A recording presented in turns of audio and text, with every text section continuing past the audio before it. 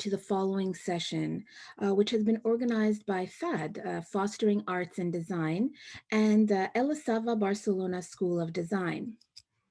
Design and Engineering. We're very pleased to welcome Raffaella Perrone. Raffaella studied at the Politecnico di Milano, hello Raffaella, and at the Escuela Técnica Superior de Arquitectura de Barcelona. Not bad, huh? Obtaining a degree in architecture in 1995 and a PhD from the Universitat Politècnica de Catalunya in 2011.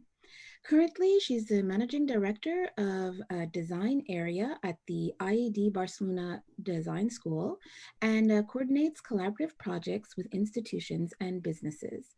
She has over 20 years of teaching experience in different subjects in both bachelor's and master's courses, such as history, foundation, projects, methodology, and aesthetics.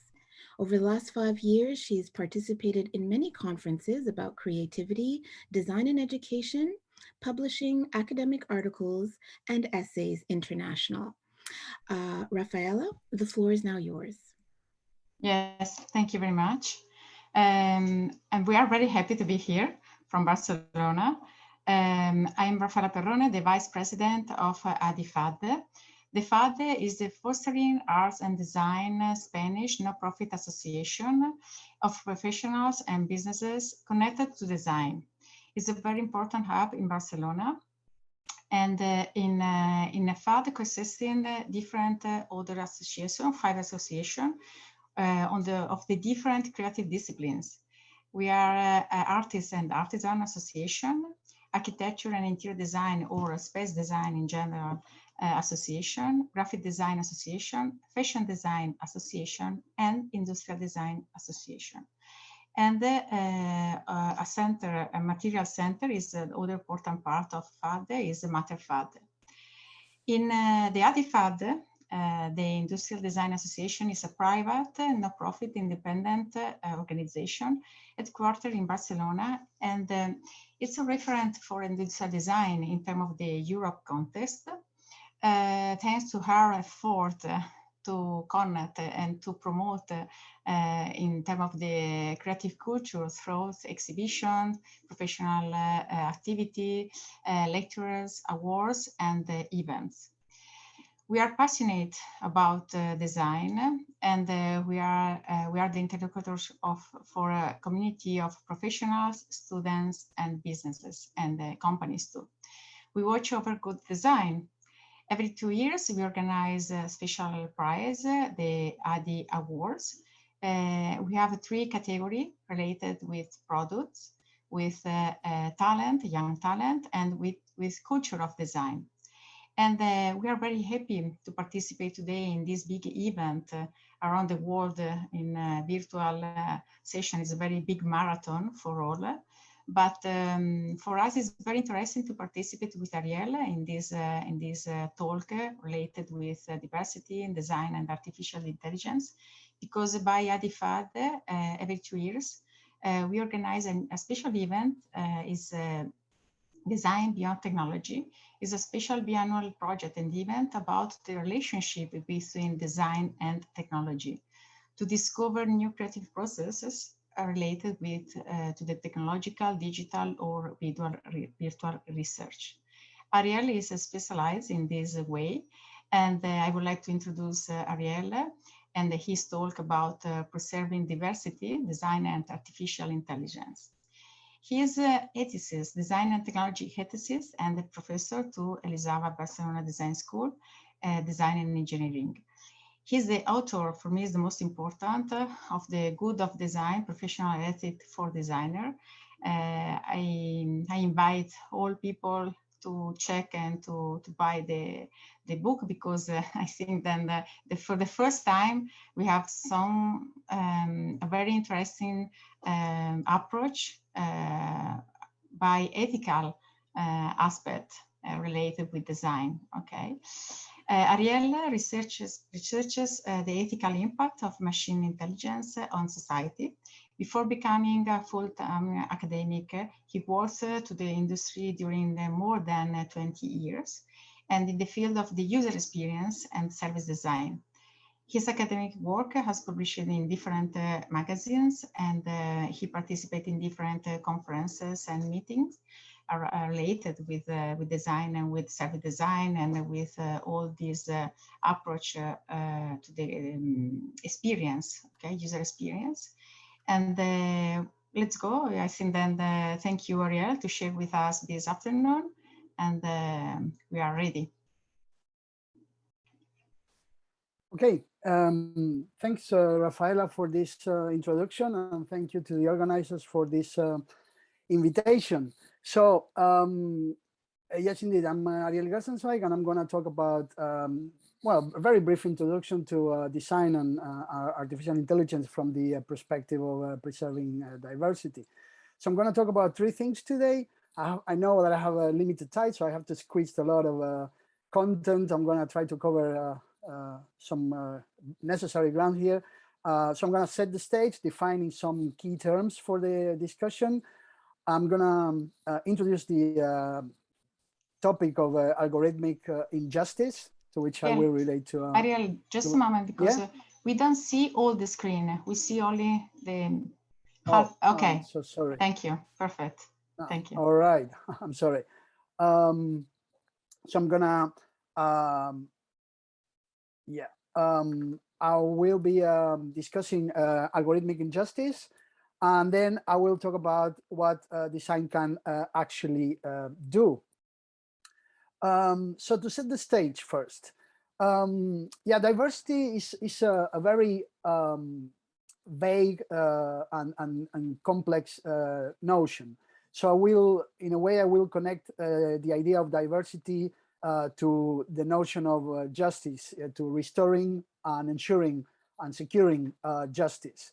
Of course, diversity has become the emblem of openness and fairness in this sense. So justice as well is a very complex topic in itself. So I will be, when I talk about justice, I refer to this idea of fairness, of equality, and also of impartiality.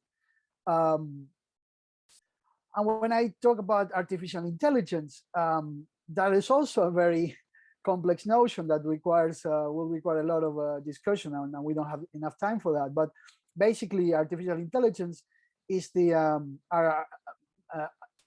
software systems that are either digital or hybrid technologies, like robots that has some more common machinery with digital software included, and these systems that display or simulate human level intelligence, of course, in order to achieve some goal that was predefined. So whether it's playing chess or driving a car. Machine learning then is like the current technological backbone of AI systems. So usually we talk about supervised or unsupervised learning, and this is commonly referred to as machine learning. So those are machines that learn, and they learn basically from they chew up a lot of data. And they learn from the experience. Of course, it will take several hours to convey the very basic aspects of these technologies, but the idea is that artificial intelligence is software or software systems, and they are driven by computational statistical models. And AI is everywhere nowadays. I mean, we find it in health systems, in transportation, in commerce. We find it in logistics optimization. We find it in either in justice and law as well. We find it in entertainment, like the recommendations we get when we go onto Netflix and we get recommendations from what to watch next. I mean, this is all driven by AI recommender systems. We find it in customer care. And we find it in this almost impossible not to find in a field of human activity that is software related, that doesn't include at least some artificial intelligence.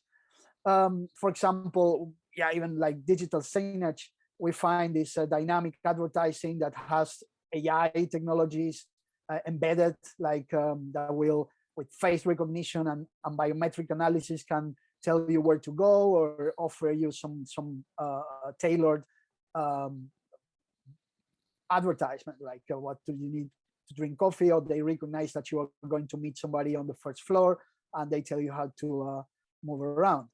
We find it, of course, in translation systems, and there's so many examples.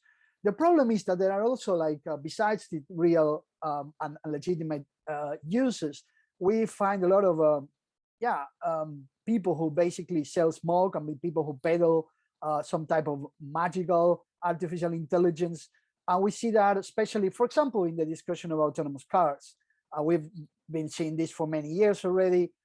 We see, I mean, this hugely exaggerated pictures of people just reading the newspaper while driving at 120 miles per hour. But we know that, I mean, we haven't moved past level 3 automation, which is conditional automation. It's not fully fledged automation. So these cars, I mean, we don't have autonomous cars yet, and we will probably won't have them. Certainly not in Europe, where we have all these tiny convoluted streets where no autonomous car can move around safely.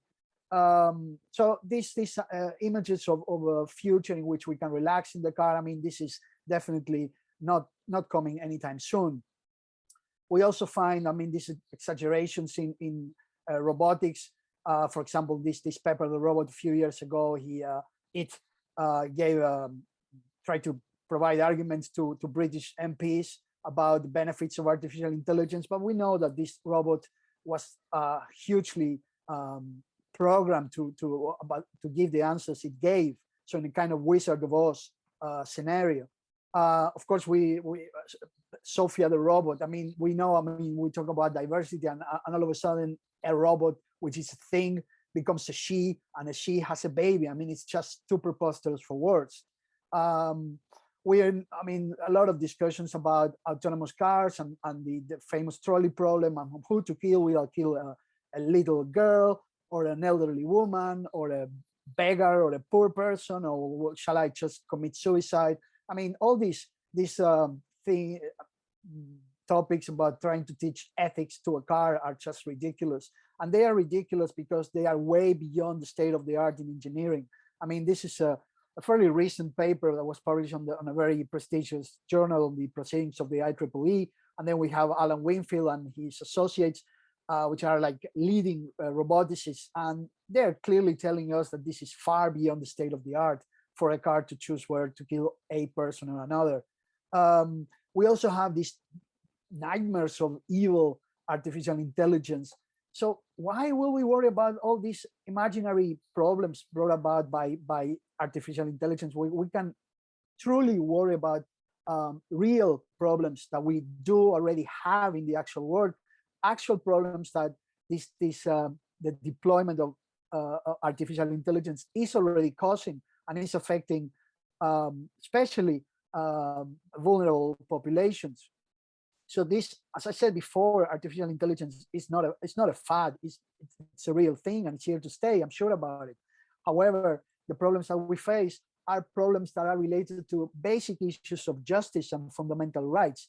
No, it's not related with an evil AI that all of a sudden becomes intelligent and wants to dominate us. That won't happen. That won't happen. If you don't want to take my word for granted, just you can read about it, and you will not find any serious roboticist or artificial intelligence expert telling you that in 5 years or in 50 years or in 50 years, we will have what it's called a general artificial intelligence.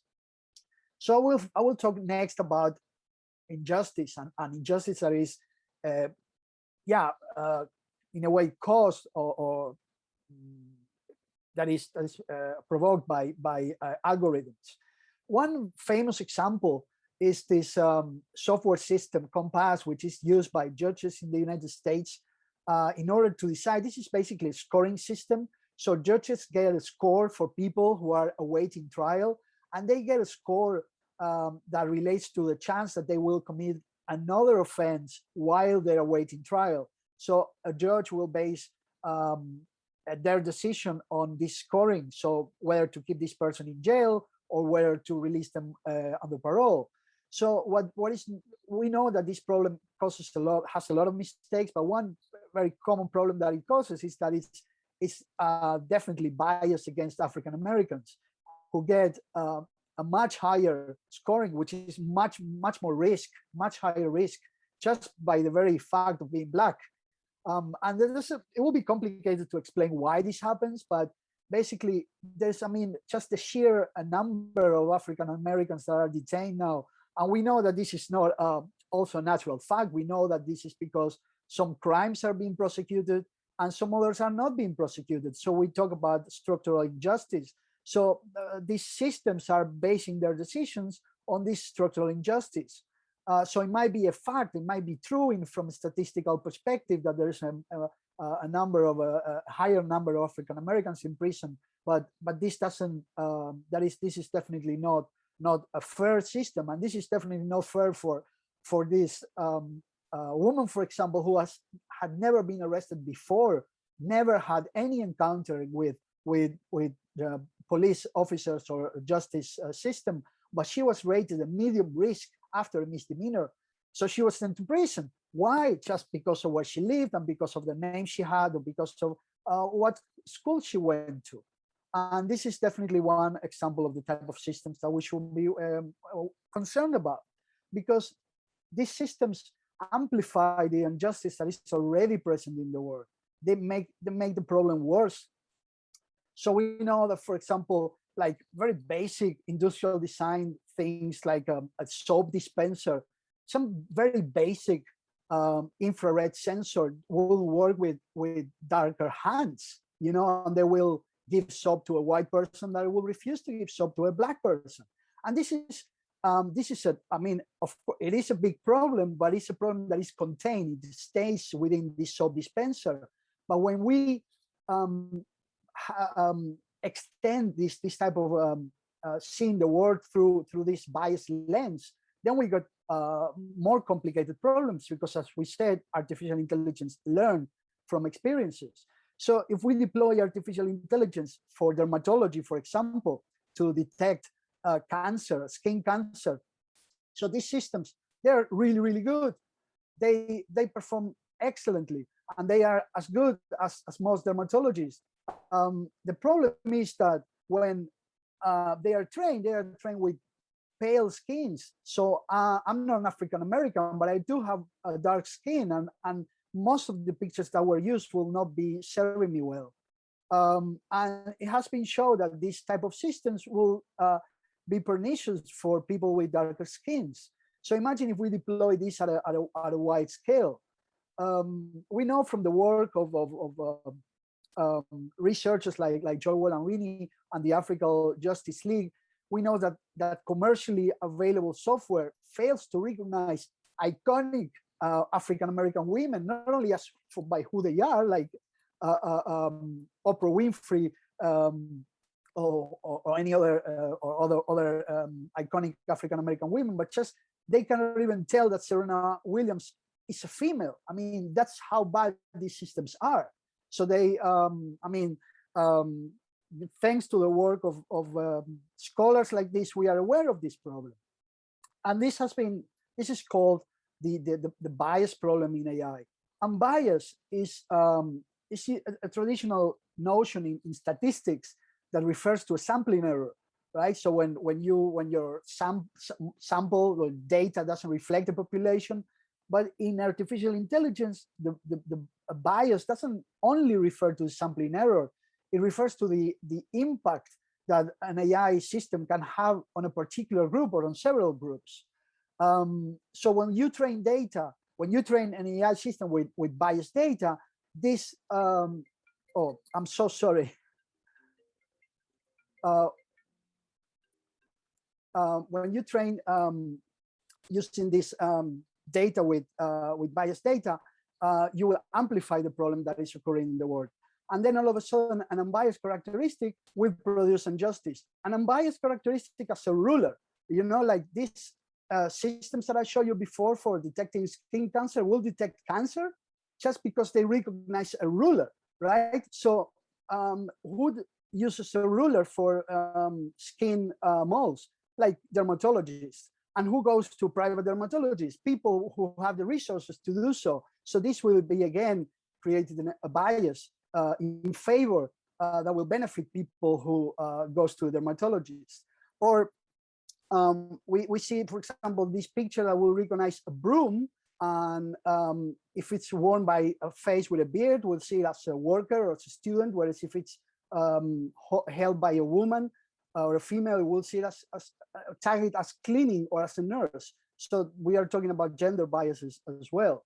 And that something can be quantified doesn't necessarily mean that it makes sense, that is relevant, you know. Human resources software, for example, for conducting interviews, are absolutely failure prone. We know that just a different lighting will provide different results. So we see that this same woman wearing the same hairdo and with the same clothes will have different ratings according to the lighting that she's in. And we know that even something as a book shelf will change the ratings the artificial intelligence system assigns to this person.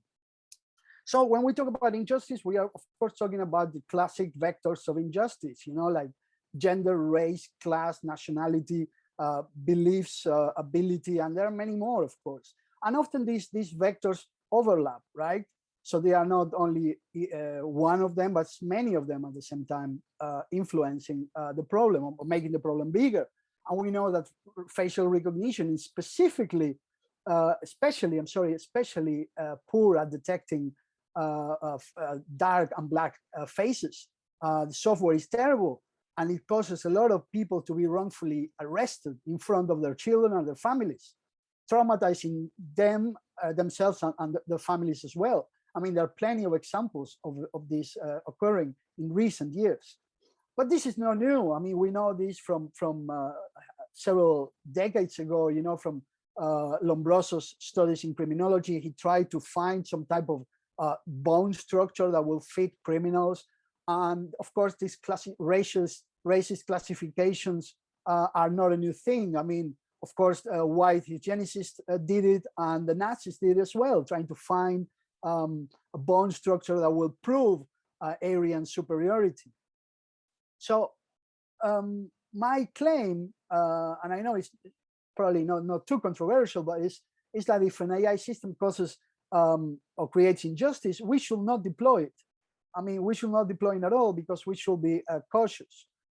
So what can we do to avoid these problems? First of all, we should face a fact and understand that every aspect of a system is a design decision. The artificial intelligence systems are not intelligent as to create themselves. We make them. So when we have a car accident with an autonomous car, we know what happens. And we know that what happens because the car industry is highly regulated. So we know what went on. We understand not every decision, but we can assign liability, and we can make people accountable, and we can understand what went on. So we need to increase we need to talk about responsibility and accountability, because we need to think about the future and about the past. So to assign responsibility, but also to prevent terrible things from occurring. And every AI system needs people coding and creating an architecture for it. And this architecture is created by humans. So we need to document our decisions, especially when we design autonomous systems. Of course, this is related to diversity in the workplace. And you can make a screen capture of this slide. I mean, this has been researched by several scholars, and there's a huge problem in diversity in the field of AI. We know that there are very few women. We know there are very few non-white people working on AI. So this is definitely making things worse. So wrapping up, if, as Herbert Simon famously argued, design is concerned with how things ought to be, we cannot deduce how things ought to be from the past. The past is not a reflection of good things. The past is full of injustice and things to be avoided and things to be changed and restored. So design is also a conversation about how we want to live and about how we want to live well. AI systems at the same time need to be co-designed. needs to be audited by humans. And these all people involved, like policymakers and social society in general. And this was what I had to share with you today. Thank you very much. Thank you, Ariel. I don't know if you have just 2 minutes, very, very quickly. Question from the product design point of view, okay, a trend that we have now is to personalize a product, okay, and thinking on the topic of the day, diversity, preserving diversity, and preserving the gender and the age, etc., etc. What do you think about this trend, to personalize product design and to create a market very different? Because we have the technology to do this now. In the student, the product design in general, transform and the intangible. And I would like to know just your opinion about this trend.